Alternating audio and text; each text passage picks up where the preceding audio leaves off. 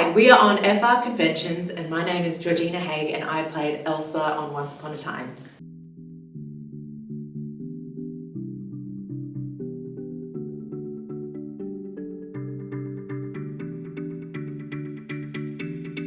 I definitely remember the audition process because I had just gotten married and was on my honeymoon when I got the audition. So I was on an island in Queensland called Magnetic Island with my new husband, and he agreed to read for Anna. And we, I think we had some scuba diving booked or something, which we had to put on hold so that I could do the audition. And yeah, I did it. I hadn't actually seen Frozen, and I couldn't watch Frozen at that point because we were on an island. It was hard to get internet. So I kind of just put down something, and then I got some feedback of like, oh, we want her to be a bit more warm, or like a bit more like the movie. So I was like, oh my God, I need to watch the movie. So then once we were on land, I watched the movie in a hotel room and redid the tape with Josh, and we were in Vancouver then the next week. It happened very fast. So I was lucky that my new husband agreed to help me on our honeymoon. And then the first day, is that the question you wanted to talk about? My first day on set, I was incredibly nervous because it had all happened so quickly and I hadn't had a lot of time to prepare. And there was a lot of pressure to get Elsa right. And the producers were there and everyone was watching me, making sure everything was perfect. So yeah, I was so nervous, but everyone was very kind, and I had the dress and the hair and the makeup all looked good, and I felt very elegant with, you know, how I was dressed, and so I think that helped me. And yeah, I think I also met some reindeer on the first day. So it was wild.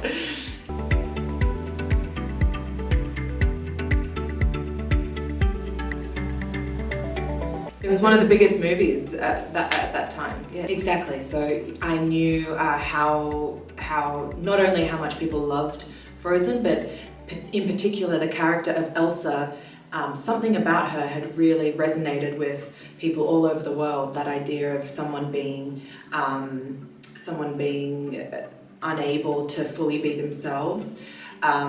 And so many people could relate to that, and kind of just, and everyone loved her and loved the song and how she was able to break free of that, and so yeah, I really didn't want to stuff her up, you know. I really wanted to find the emotional truth to her, as well as obviously looking like Elsa. It was very important to have that the deep layers there, the emotional truth, her vulnerability, but also that quiet power and all that stuff. It was very important to me to get that right for the fans, for the show, for everyone.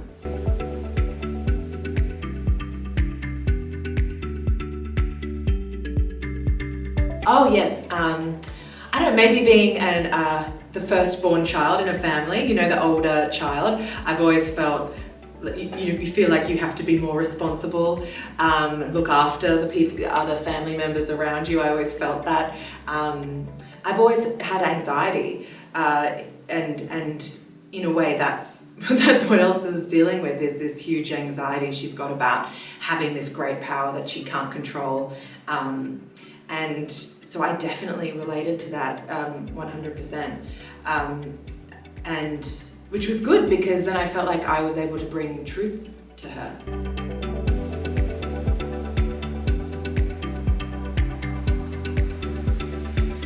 Yes, my daughter's 7. She's seen little bits of the show, but I think now, being 7, nearly 8, she would really love to watch it all. So I might go back and actually watch the whole thing with her. Yeah, unfortunately, playing Elsa didn't mean she listens to me and does everything I say. So that's unfortunate. Well, I don't think she really understands. You know, young children don't really understand that stuff in the same way. Like I think I'm just mum to her, and playing, and sometimes I play a bit of dress ups, you know, like, yeah, she just isn't that impressed. But maybe one day.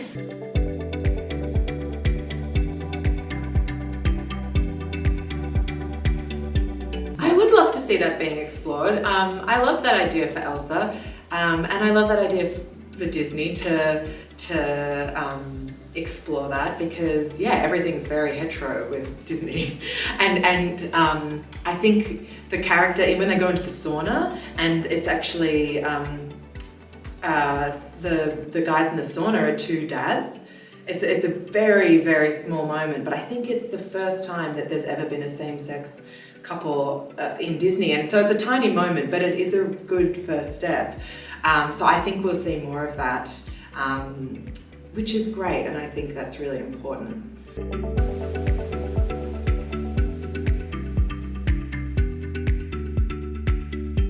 I think we had great chemistry because it was so real, because it actually was Elizabeth's first job. So she did have this kind of amazing energy and naivety. Like she just like didn't know about craft service and didn't know about, you know, like she had, yeah, that innocence. And you know, I'd been working for a few years at that point, so I was able to take her under my wing and show her around, and it felt like a sister, big sister, little sister relationship. So I think that's why it worked.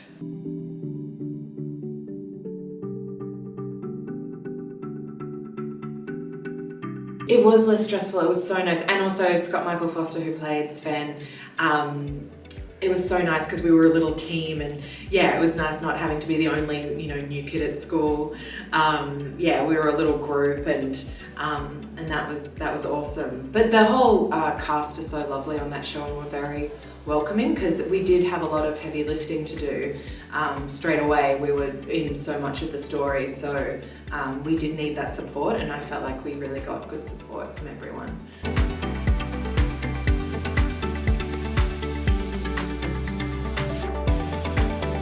Yes, I didn't get to work with Robert Carlyle, and he's always been a bit of a hero of mine. I grew up watching Hamish Macbeth. I don't know if you know that show.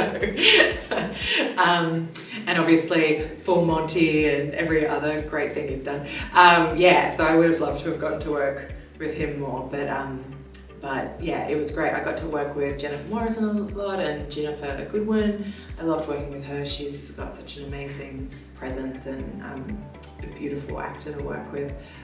Yeah, so I felt very lucky. And Elizabeth Mitchell was a joy as well. I know, I don't know what they do. Like,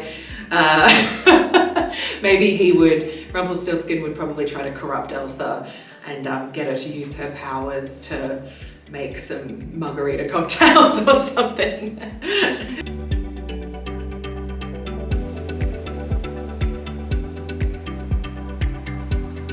No, I mean, it's incredible. Like, I feel like I get a bit emotional, but you know, like it's a dream to work on something that reaches so many people and that has changed people's lives and that people connect to, and is, you know, like it's amazing to meet fans who have said, you know, I was having a tough time, but this show really helped me, or was a companion to me in COVID, or, you know, like that. It's just such a privilege to get to be a part of something that connected to people like that, and yeah, getting to be in Paris, oh my God. Like I grew up in a small town in Australia. It was my dream to travel the world one day. It was my dream to be an actor, so to get to do those two things and to be in Paris for Once Upon a Time is the best. And I'm here with my family, and yeah, it's a blessing.